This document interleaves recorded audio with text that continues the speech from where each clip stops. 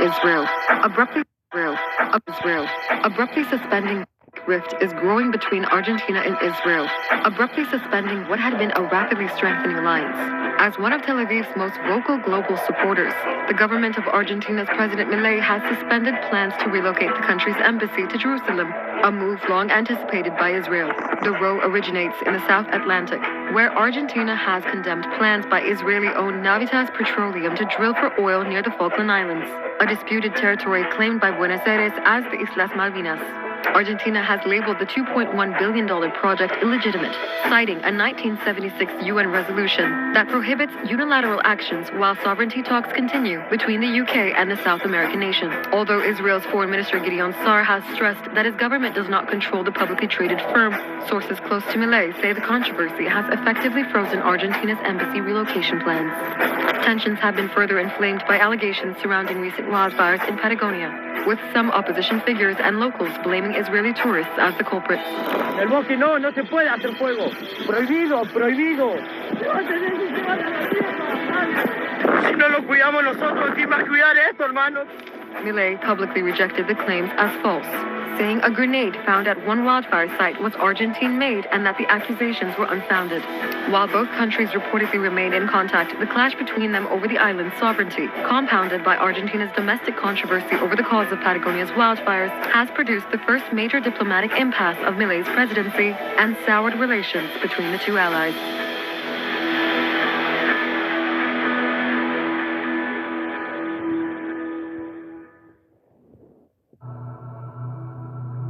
Shalom, shalom, y'all Sharala. It's your brother, Bahayar or War, coming to you from Tulsa, Oklahoma, through the spirit and power of Yahweh, by Hashem, Yahweh Shah, by Hashem Ra Kadash, which in the ancient Paleo-Hebrew tongue is the correct name of the Father, the Son, and the Holy Spirit.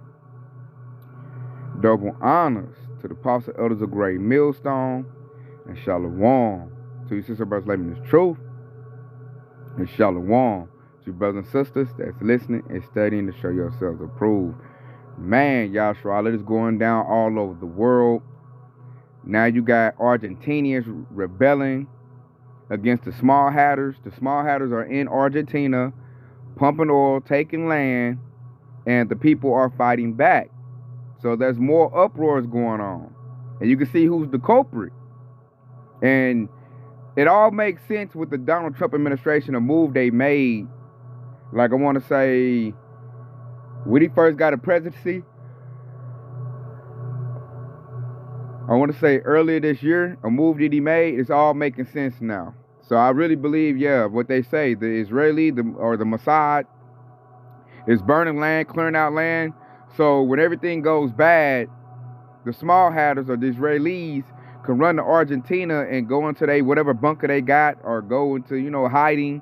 That's their retirement location, or what they call it, a safe house. And check it out. I'm going to show you how all this makes sense. Look, it says, why is the U.S. bailing out Argentina? It says in October 2025, the administration of U.S. President Donald Trump announced the extension of a $40 billion bailout package to Argentina. The U.S. Treasury will provide a $20 billion currency swap to prop up Argentina's ailing peso. A deal was finalized on October 20th, while an additional $20 billion will be financed by a mix of sovereign wealth funds and private banks. This was later scaled back from $20 billion to around $5 billion. Trump made it clear, however, that the continued financial support for Argentina was tied directly to the success of President Javier Milei. La Libertad Avanza, party in Argentina's October 26th legislative elections. Trump stated plainly that if Milei loses, we are not going to be generous with Argentina. So that's them fixing an election in another foreign country, man. That's them being wicked. That's what Esau Edom do, so-called white man. It says, we are not going to waste our time with Argentina if LLA isn't victorious. This provided ample fuel for the opposition, Peronist politicians who characterize such comments as an extortionate expression of a colonist attitude.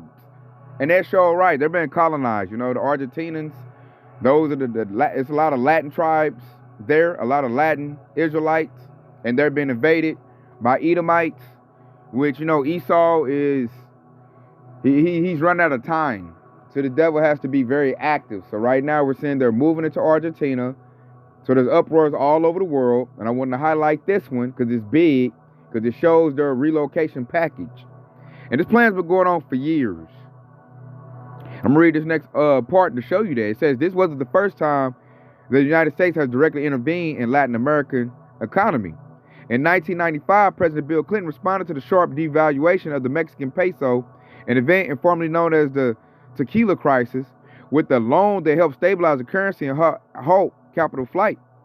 Clinton's intervention, which was backed with additional funds pledged by the International Monetary Fund, small hatters, Israelis, that's their bank, IMF, says the Bank for International Settlements and the Bank of Canada was immediate success.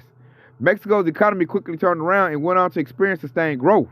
The government of Ernesto Zedillo repaid the $12.5 billion borrowed from the United States with interest 3 years early, and the United States ultimately made $580 million on the deal. So they've been doing this. Small hatters been planning this out, been mapping it out, and now what we're seeing is they're implementing their plans. Basically, they're going to colonize Argentina. They're going to colonize it, and they're going to, you know, take over. Probably about to build a $1 trillion bunker in that sucker. That's probably what they're doing right now. And as we heard from the clip, they're also stealing oil from Argentina. I bet they got a lot of oil as well. I know that these devils, they're on an oil binge right now. They're trying to take oil from every country. They got a lot of it. Venezuela, Iran. Now we see Argentina. They just taking oil right now because the dollar's collapsing and they got to prop it up some way. So these devils are moving aggressively because they know their time is short. And then when I seen that, it brought this precept to my mind right here. And this is Micah 2:1. It says, woe to them that devise iniquity and work evil upon their beds. When the morning is light, they practice it because it is in the power of their hand. And we see that playing out. They don't care what the people want of Argentina. They don't care about the elections. They're going to do what they do. This is what we're doing. And it's about to happen, whether you like it or not. And I'm going to send in my people to burn up land, clear it out, because they got plans for that. And then the next precept going to hit it on the head. When you go to Micah 2:2, and it says, and they covet fields, and take them by violence. We're seeing that all over the world right now, and particularly in Argentina. It says, and houses, and take them away, so they oppress a man and his house, even a man and his heritage.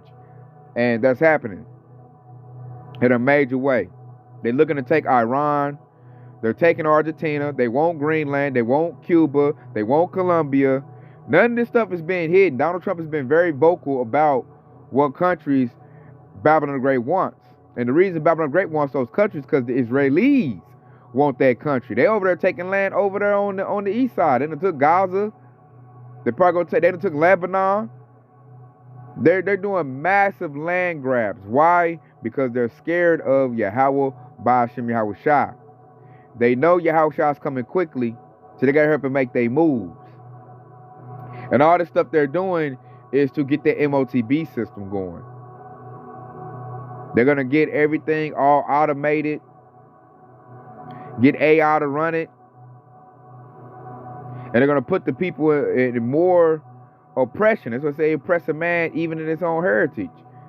You got to do what Esau say do in a minute. They're about to pull off what they say, a new world order. But he ain't gonna be able to cap it off. Like the scriptures say, Yahweh is about to knock this devil down. So these devils are burning up land, taking land, and it's doing land grabs like they always do, showing that Esau Edom is the devil in the flesh. Backing that all the way up. I'm gonna go get this right here. 2nd Esdras 16.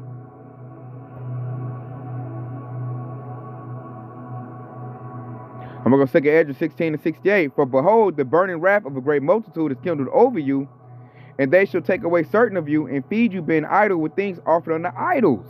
We're witnessing that. I like how the Lord said, a burning wrath of a great multitude is kindled over you. These devils is burning up land, forests, and it's making the people mad. That's why they're rebelling. And the rebellion is going to get even louder and more. There's going to be more insurrections as people don't want to go for that. I heard they're turning up graveyards in Venezuela. I walked my ox lesson, and they turn up graveyards in Venezuela.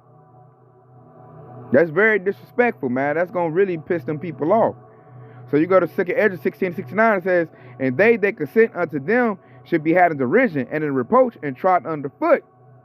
You know, verse 70, and there should be in every place in the next cities a great insurrection, civil unrest, rebellion upon those that fear the Lord. Verse 71, they should be like madmen, sparing none, but still spoiling and destroying those that fear the Lord. Verse 72, for they shall waste and take away their goods and cast them out of their houses.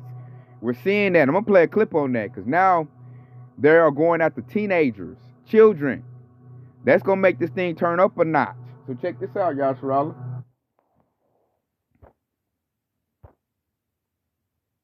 Let me get it. See if I got that. Check it out. Get back. Very good. Get back. Very good.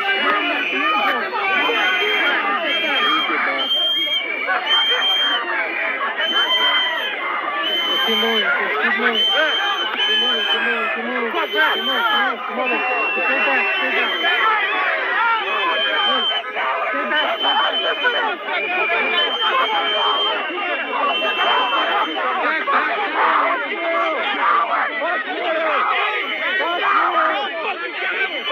They fighting.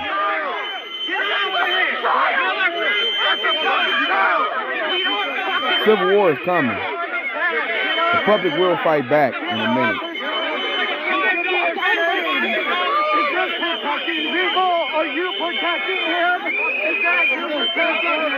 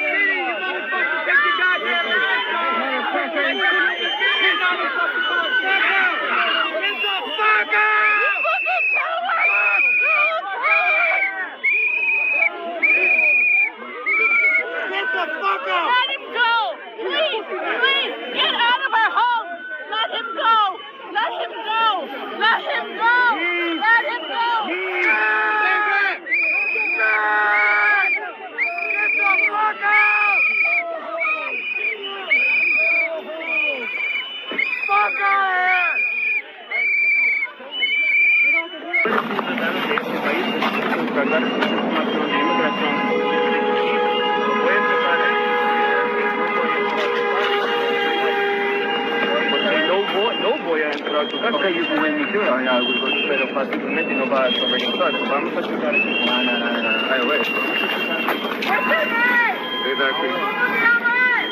It's kidnapping, man.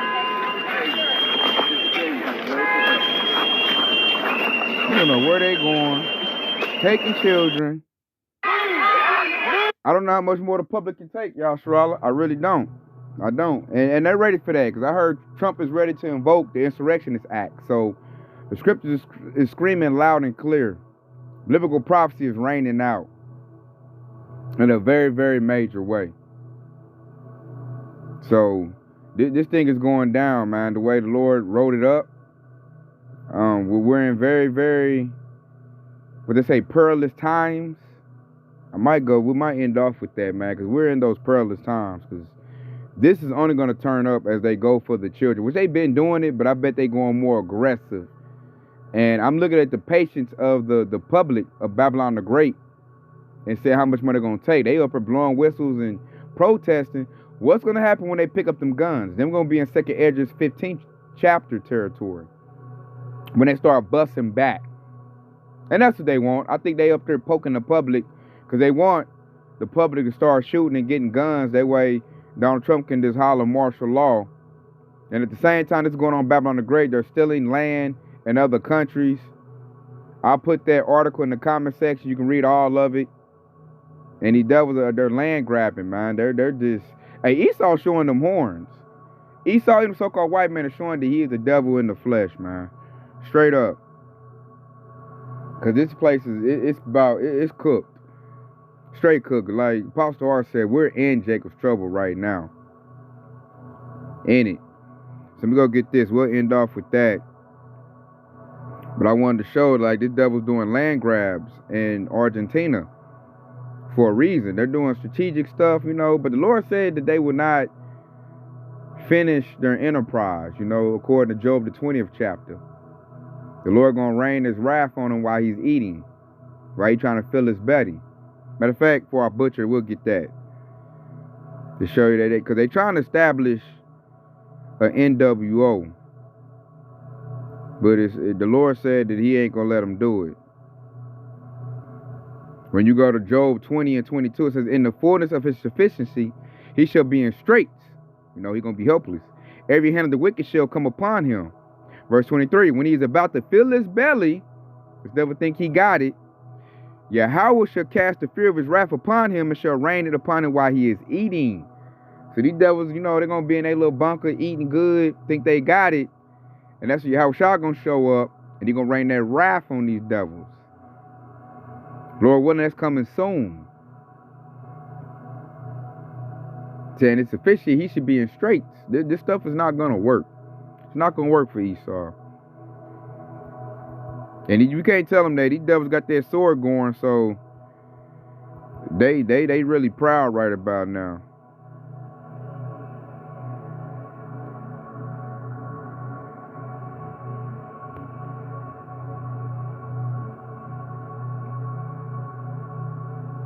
Let me see if I can get this precept.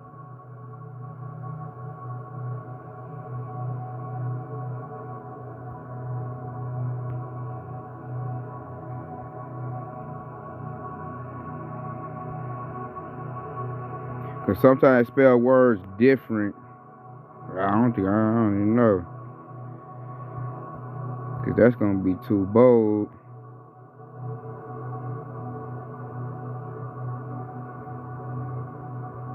Because we're definitely in the time where it's Jacob's trouble. And we're in those, perilous. Which means like rough times. We're definitely some rough times. I've never seen nothing like this in my existence, in Babylon the Great.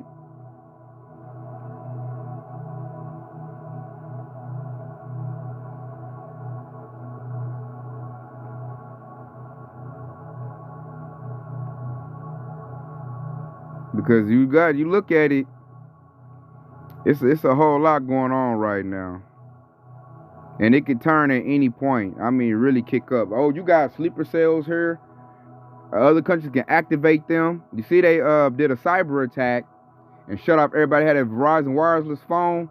Their phone was cut off for almost the whole day. I was hearing about that at work. And I was like, oh, so they couldn't even get the communication. So this is going to point, they might cut all the cell phones off. That could happen.